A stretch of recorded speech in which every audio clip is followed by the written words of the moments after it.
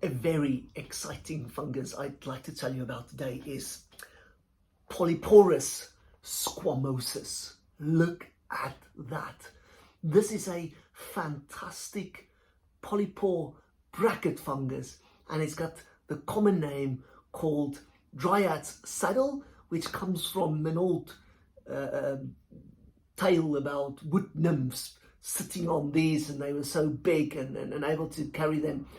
But another name for these fantastic bracket fungi is the pheasant's back, and you don't need much imagination to be able to see that in the pattern that's on the top part of the cap, and it is so beautiful. Now, this is a polypore fungus, meaning it doesn't have gills, no gills. It's got these tiny little pores, as you can see, and these pores are very small initially, and then they become bigger and bigger as the fungus matures, and they can become really, really huge.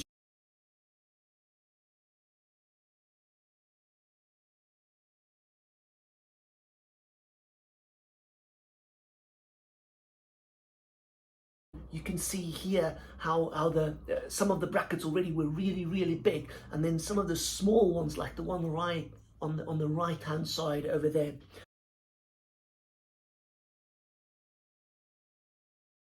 Look at this spectacular display of brackets, of layers of fungi.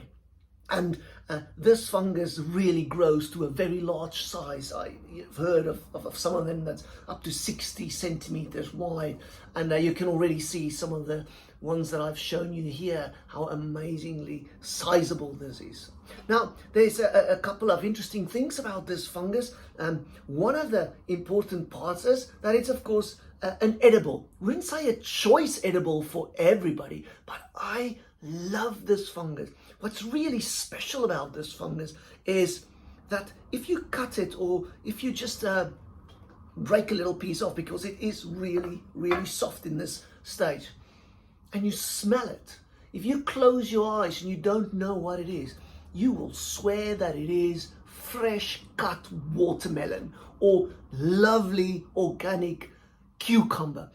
It smells so fresh and fruity and amazing, and it is fairly soft. Now, it's important that those big brackets are not really usable to be edible, because you can imagine that thick stipe or stem that it needs to carry that big bracket. And you can see how big the one is that I cut off over here. I cut it off quite shortly. A big old stipe, and it's very fibrous to carry all that weight. I imagine half a kilogram or something, even for this rather small one. Now, because of that, you can rarely eat one of the bigger ones. You can't really eat. It's when they're small, and this is actually the ideal size. You can see it's around the size of my hand, and it is so subtle and soft and juicy and amazing. And this one is slightly bigger, but it is because it grew so very quickly over the last few days that I am convinced that it is really soft, and I'm going to be able to get loads and loads of use out of it.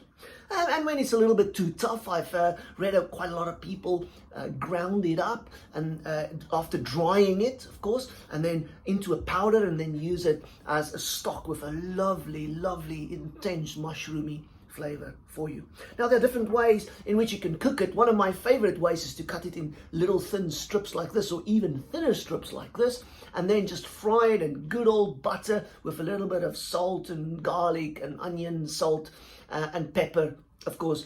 And often people like to fry it until it's almost crispy. So unlike other mushrooms, you want to cook this quite well, and it can just almost go to that crispy point, and then you can't stop snacking on it. It is so absolutely lovely. But I've just battered it as well and put it in oil and fried it like chicken nuggets, and it was pretty decent.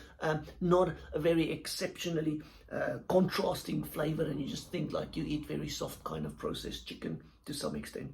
And this, guys, is the Dryad's saddle for you. Normally an early summer type fungus going through all the way to the autumn, but what we have here, it's a rather late spring occurrence because of warm weather, and they occur basically throughout the main mushroom season, and a staple meal when you get hold of this. and a beautiful fungus that you can almost not miss. The Dryad saddle, Cerioporus Squamosus.